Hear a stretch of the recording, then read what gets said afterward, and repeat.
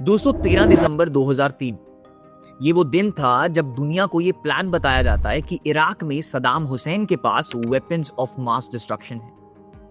पूरी global community एक झूठे खौफ के जाल में इसे सुनते ही उलझ जाती।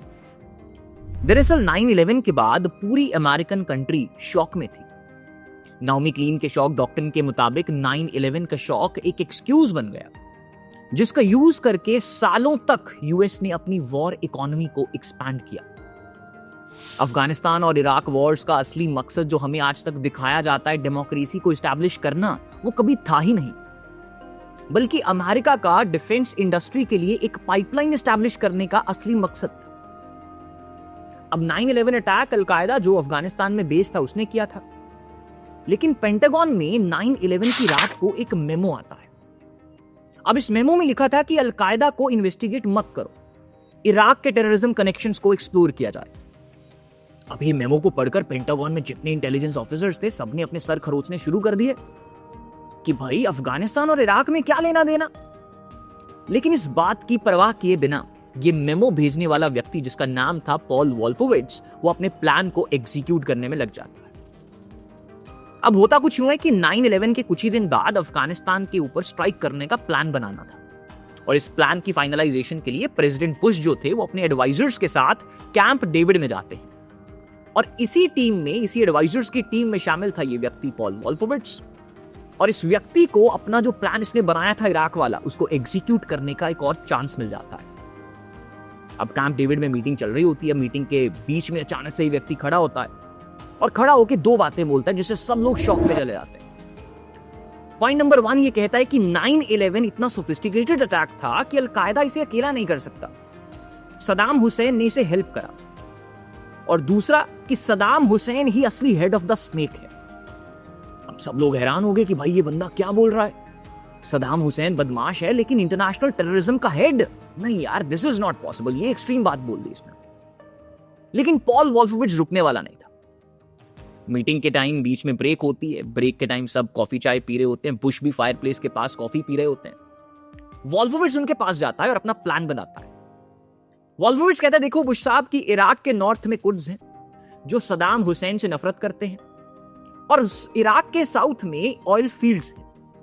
तो देखो हम इस बात का फायदा उठा के आसानी से इन साउथ वाले एरियाज को कंट्रोल कर सकते हैं, और इसके बाद सदाम हुसैन को बगदाद का एक छोटा सा मेयर बना देंगे। अब जब इस बातचीत में ऑयल की बात सामने आती है तो बुश साहब के कान खड़े हो जाते हैं, क्योंकि बुश भी एक फॉर्मर टेक्सास ऑयलमैन था और वो ऑयल की इंपॉर्टेंस को समझता था। अब बुश तो इस आइडिया से कन्विंस हो जाता है, लेकिन असली कहानी अभी बाकी थी, क्योंकि अगर आपको अटैक करना है तो अटैक होगा पैसों से, वो पैसे आते हैं टैक्स पेयर्स से। तो अगला इनको कन्विंस करना था अमेरिकी लोगों को, जिनके लिए एक नैरेटिव बनाकर बेचा जाता है, और वो नैरेटिव था कि देखो इराक के पास वेपन्स ऑफ मास डिस्ट्रक्शन, और इस प्लान को एग्जीक्यूट करने की जिम्मेदारी लगाई जाती है अमेरिकी मीडिया की।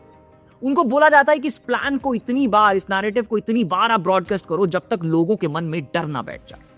मीडिया इस काम को बखूबी निभाता है, और फाइनली आता है मार्च 2003 जब अमेरिका इराक को इन्वेड करता है। करीब 20 साल तक इराक के राष्ट्रपति और मिडिल ईस्ट के सबसे पावरफुल व्यक्ति रहने के बाद सदाम हुसैन आखिरकार अमेरिका के कब्जे में आ जाता। 3 साल जेल में रहने के बाद उन्हें फांसी दे दी गई। अब डाउन द लेन अगर आज हम इस बात को देखें, इंटेलिजेंस एजेंसीज की रिपोर्ट्स को देखें, या एक MI6 के ऑफिसर के कन्फेशन को देखें, तो यह बात साफ है कि ना तो कभी वेपन्स ऑफ मास डिस्ट्रक्शन मिले और ना ही सदाम हुसैन के ऐसे प्लान्स थे। उल्टा डेमोक्रेसी के नाम के ऊपर इन्होंने इराक में सेक्टेरियन वायलेंस को बढ़ा दिया। शिया और सुन्नी ग्रुप्स में लड़ाई शुरू हो जाती है। सदाम के जाने के बाद इराक में एक पावर वैक्यूम क्रिएट होता है। टेररिस्ट ग्रुप्स जैसे आईसिस ने इसका फायदा उठाया, जिनके अटैक्स का परिणाम सारा वर्ल्ड आज तक झेल रहा है, यहां तक कि ये खुद भी इस साल के न्यू ईयर अटैक्स।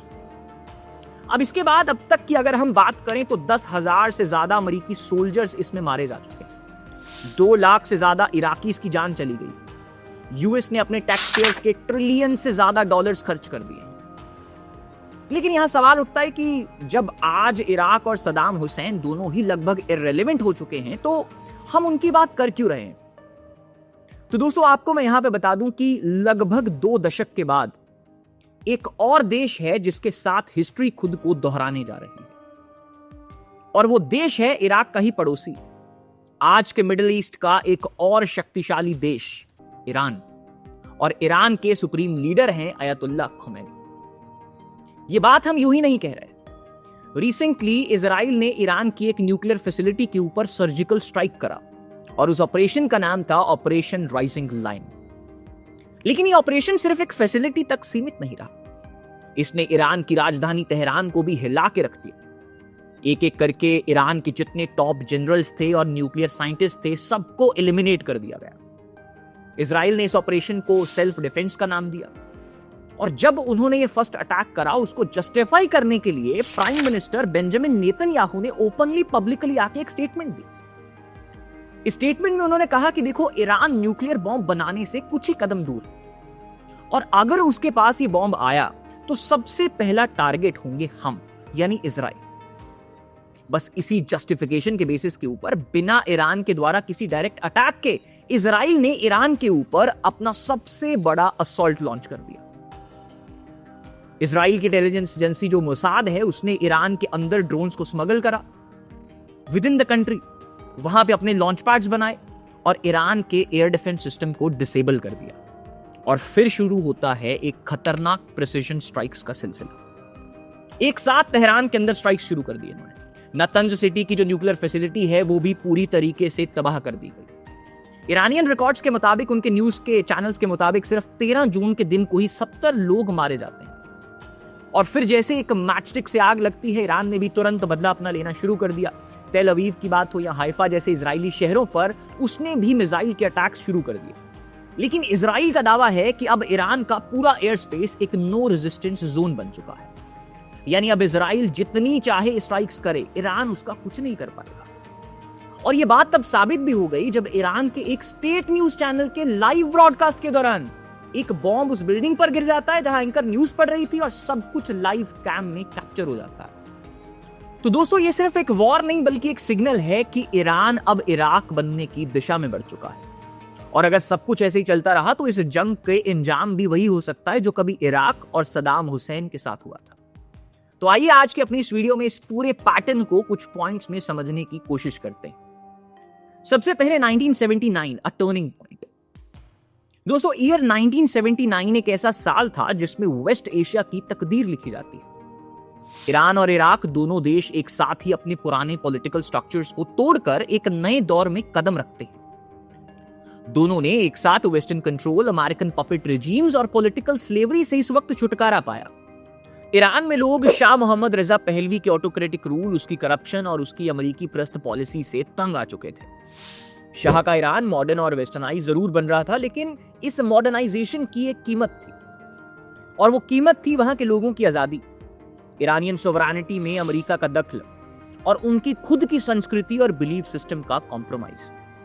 इसी चीज से खफा होकर साल 1979 में वहां के लोग सड़कों पर उतर आते हैं। शाह भाग गया और उस वक्त एग्जाइल से वापस आता है एक व्यक्ति, अयतुल्ला रुहुल्लाह खुमैनी, एक ऐसे क्लेरिक जो चाहते थे कि ईरान इस्लामिक रिपब्लिक बने, जहां कानून कुरान से बनेगा और जहां वेस्ट की एक भी नहीं चलेगी। खुमैनी ने सिर्फ रिजीम नहीं बदला, एक नई आइडियोलॉजी को जन्म दिया, जिसका बीज बाद में फिर पूरे मिडिल ईस्ट में इस्लामिक रेवोल्यूशन के रूप में फैल गया। अब इसी बीच इराक में भी एक राजनीतिक उथल पुथल हो रही थी। सदाम हुसैन, जो अब तक पर्दे के पीछे से पावर में थे, जुलाई 1979 में ऑफिशियली इराक के प्रेसिडेंट बन गए। अब सदाम के आने से इराक एक मिलिट्री डिक्टेटरशिप में बदल गया। सदाम हुसैन का इराक अरब नेशनलिज्म, सेक्युलरिज्म और सेंट्रलाइज्ड अथॉरिटी पर बेस्ड था। अब वो भी वेस्ट के इन्फ्लुएंस से छुटकारा पाना चाहते थे, लेकिन एक डिफरेंस था उनमें और ईरान में। खुमैनी की तरह वो रिलीजन के जरिए नहीं, बल्कि मिलिट्री पावर और पॉलिटिकल कंट्रोल के जरिए अमेरिका से छुटकारा चाहते थे। यानी लगभग कुल मिला के इस सिचुएशन तक दोनों के दोनों देश एक ही वक्त पर वेस्ट के कंट्रोल से निकल रहे थे, लेकिन उनकी आइडियोलॉजी, उनकी मॉडल और उनका अप्रोच अलग अलग था। लेकिन उसके साथ ही अमेरिका ने भी ईरान और इराक दोनों का एक जैसा अंजाम लिखना शुरू कर दिया, क्योंकि इन दोनों देशों का अमेरिका के इन्फ्लुएंस से निकलना बेसिकली मिडिल ईस्ट के ऑयल रिजर्व से अमेरिका का कंट्रोल खोना था। साथ ही इराक और ईरान ने अमेरिका को ग्लोबल स्टेज पर काफी एम्बैरेसमेंट भी दी थी। अब इसीलिए अमेरिका के लिए ये जरूरी बन गया कि दोनों देश या तो वर्ल्ड पॉलिटिक्स से, वर्ल्ड की जियो पॉलिटिक्स से इरेलेवेंट हो जाए, या वहां पे उनका रिजीम ही बदल दिया जाए। अब उनमें से कंट्री नंबर 1 इराक के साथ अमेरिका ने कर दिखाया, जो बात हम ऊपर डिस्कस करके भी आए हैं। सदाम हुसैन को फांसी दे दी गई, इराक प्रैक्टिकली ग्लोबल पॉलिटिक्स से वेनिश हो गया। और करंट सिचुएशन को देखकर लगता है कि अगला टारगेट इनका यही इस कहानी में ईरान होगा।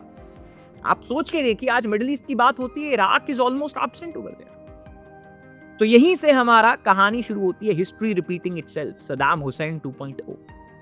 अगर आप रीसेंट डेवलपमेंट्स देखें तो जिस तरह से सदाम हुसैन को 2001 के बाद अमेरिका ने एलिमिनेट किया, वैसी ही स्ट्रैटेजीज अब यूएस बैक्ड इजराइल ईरान के खिलाफ अपना रहा है। और दोनों केसेस में मेन एक्सक्यूज एक ही है, WMD, यानी वही वेपन्स ऑफ मास डिस्ट्रक्शन, इस बार न्यूक्लियर वेपन्स के नाम से। 2001 के बाद प्रेसिडेंट जॉर्ज बुश ने दुनिया भर में फियर स्प्रेड किया कि सदाम के पास WMDs है। बिना किसी सॉलिड प्रूफ के इराक पर वॉर लॉन्च कर दिया गया, सदाम हुसैन को फांसी दी गई, इराक तोड़ दिया गया। और आज 2025 में वही नैरेटिव, एक प्रूफलेस जस्टिफिकेशन इजराइल प्रोपेगेट कर रहा है कि Iran is close to building a nuclear weapon. और इसी चीज को बेस बनाकर इजराइल ने ईरान पर स्ट्राइक्स लॉन्च कर दी। और इजराइल का एंड गोल भी वही है कि सदाम हुसैन की तरह अयतुल्लाह खोमैनी का भी रिजीम चेंज कर दिया जाए। अगर आप रीसेंट मीडिया रिपोर्ट्स देखें तो डोनाल्ड ट्रंप ने भी ओपनली हिंट दिया, यूएसए भी इस वॉर में डायरेक्टली ईरान के अगेंस्ट इन्वॉल्व हो चुका है।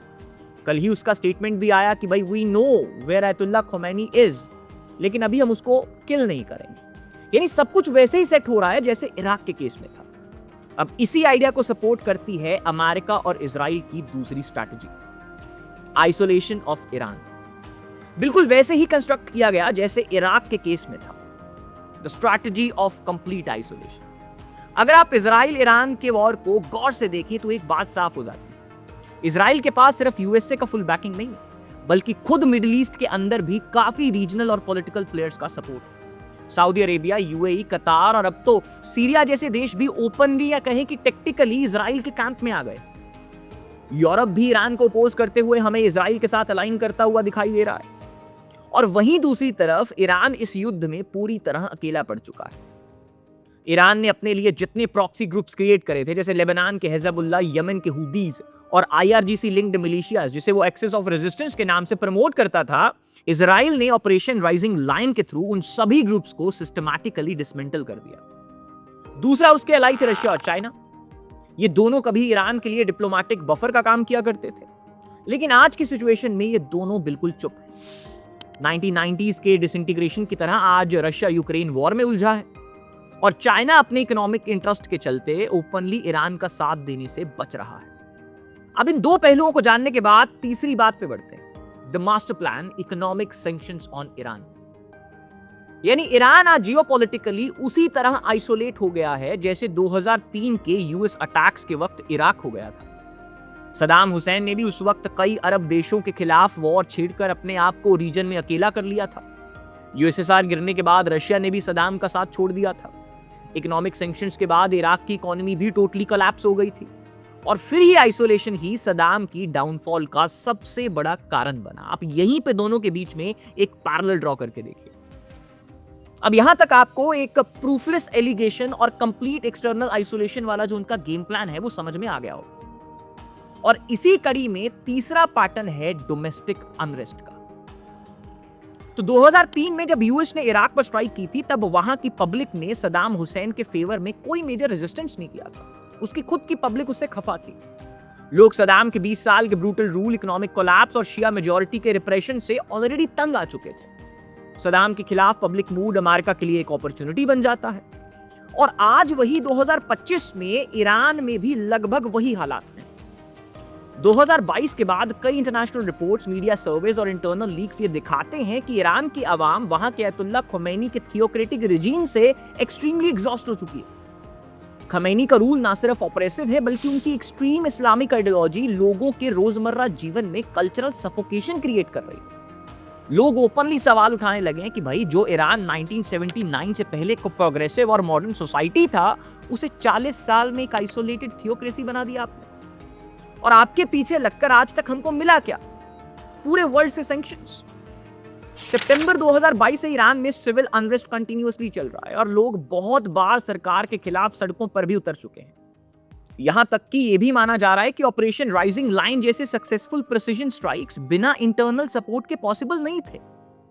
मतलब मोसाद पहले वहां पे अपने ड्रोन्स को स्मगल करके लेके जाता है, ये पॉसिबल नहीं था वहां पे लॉन्च पैड्स बनाना अगर पब्लिक की सपोर्ट ना होती। और इसी कारण की वजह से कुछ डिफेंस एक्सपर्ट्स ये बात भी कह रहे हैं कि इसमें मोसाद और इजरायली फोर्स को बड़े लेवल पर ईरान के लोकल लोगों का सपोर्ट मिल रहा है। यानी ईरान की करंट रिजीम के लिए पब्लिक ट्रस्ट ऑलमोस्ट जीरो हो चुका है। और जैसे इराक में सदाम रिजीम कोलैप्स हुआ था, वैसे ही खमेनी रिजीम भी अपने लोगों का कॉन्फिडेंस खो चुकी है, जो इजराइल के खिलाफ इस जंग में करंट रिजीम के लिए बहुत तगड़ा सेटबैक है। आपको एक और शॉकिंग फैक्ट बताते हैं। देखो, जब 1979 के बाद इराक और ईरान दोनों ने अपनी रिस्पेक्टिव रेवोल्यूशनरी रिजीम्स एस्टैब्लिश किए, तो ये दोनों देश अमेरिका के लिए सबसे बड़ा चैलेंज बन गए। और अमेरिका ने तब भी इन दोनों देशों को कमजोर करने के लिए एक इंटरेस्टिंग स्ट्रैटेजी बनाई, और वो स्ट्रैटेजी थी कि एक दूसरे को खुद के खिलाफ लड़वा दो। सितंबर 1980 में सदाम हुसैन ने एक सडन स्ट्राइक ईरान पर लॉन्च कर दी। अब सदाम हुसैन का जस्टिफिकेशन था कि ईरान का इस्लामिक रेवोल्यूशन इराक की शिया पॉपुलेशन को रेडिकलाइज कर रहा, और इस इंटरनल रेबेलियन को रोकने के लिए उनका ईरान के ऊपर अटैक करना जरूरी है। पर दोस्तों, असली गेम बिहाइंड द कर्टन चल रही थी। दरअसल उस वक्त सदाम हुसैन को यूएस का कोवर्ट सपोर्ट मिल रहा था। उनको वेपन्स मिल रही थी, उनको इंटेलिजेंस मिल रही थी, उनको लॉजिस्टिक्स मिल रहे थे, सब कुछ यूएस से दे रहा था। सदाम हुसैन ने इस वॉर में ईरान के 2 लाख से ज्यादा सोल्जर्स मार गिराए। ईरान जो फ्रेशली रेवोल्यूशन से निकल कर आया था, अपना स्टेट रीबिल्ड कर रहा था, वो हेवीली ब्लीड हो गया। लेकिन इस सब में भी एक और ट्विस्ट था। अब ट्विस्ट ये था कि ईरान को भी अपने सर्वाइवल के लिए अमेरिकन वेपन्स की जरूरत पड़ गई। अब सवाल है कि भाई, अमेरिका जब उसको सपोर्ट कर रहा है तो इनको वेपन्स किसने दिए? तो उसका जवाब है, इजराइल ने अमेरिका की हेल्प करी। जी हां, 1985 में इजराइल ने सीक्रेटली यूएस और ईरान के बीच एक वेपन डील करवाया, जिसे आज हम ईरान कॉन्ट्रा अफेयर या ईरान कॉन्ट्रा स्कैंडल के नाम से जानते हैं। इजराइल ने अपने स्टॉक से अमेरिकन मिसाइल्स ईरान को दिए। इनके बदले अमेरिका ने इजराइल को रिइंबर्समेंट किया, और जो पैसा वहां से मिला उसे निकारागुआ के प्रो यूएस रिबेल्स, जिनका नाम कॉन्ट्रास था, उनको फंडिंग देने के लिए इस्तेमाल किया गया, ताकि वहां पे भी डायरेक्ट तरीके से अमेरिकन इन्वॉल्वमेंट ना दिखे और उनका काम निकारागुआ में भी पूरा हो जाए। अब ये पूरी प्लानिंग 1986 में लीक हुई और दुनिया को पता चला कि यूएस और इजराइल दोनों एक साथ इराक और ईरान दोनों को आर्म्स दे रहे थे, ताकि वो दोनों वीक हो जाए और वापस से अमेरिका वहां पे अपने कंट्रोल को एस्टैब्लिश कर पाए, या अमेरिकन कोई पपेट रिजीम आ जाए। तो दोस्तों, इस तरह से अगर देखा जाए तो अमेरिका वापस से अपने उसी अंदाज में मिडिल ईस्ट के एक एस्टैब्लिश्ड कंट्री को या तो अपनी शर्तों पर लाने के लिए मजबूर करने वाला है, या फिर उसे पूरी तरह से इतिहास का हिस्सा बनाकर उसे वैनिश कर देने की कहानी गढ़ रहा है, जिसमें फिर से उसका प्यादा इजराइल उसके लिए इस बार मेन फ्रंट के ऊपर वॉर को लड़ रहा है। आपको क्या लगता है कि अब यहां से ईरान का फ्यूचर क्या होगा? कमेंट करके हमें जरूर बताएं और हमारे इस चैनल को सब्सक्राइब जरूर करें। जल्द मिलते हैं एक नई वीडियो के साथ। टिल दैट टाइम, जय हिंद, जय भारत।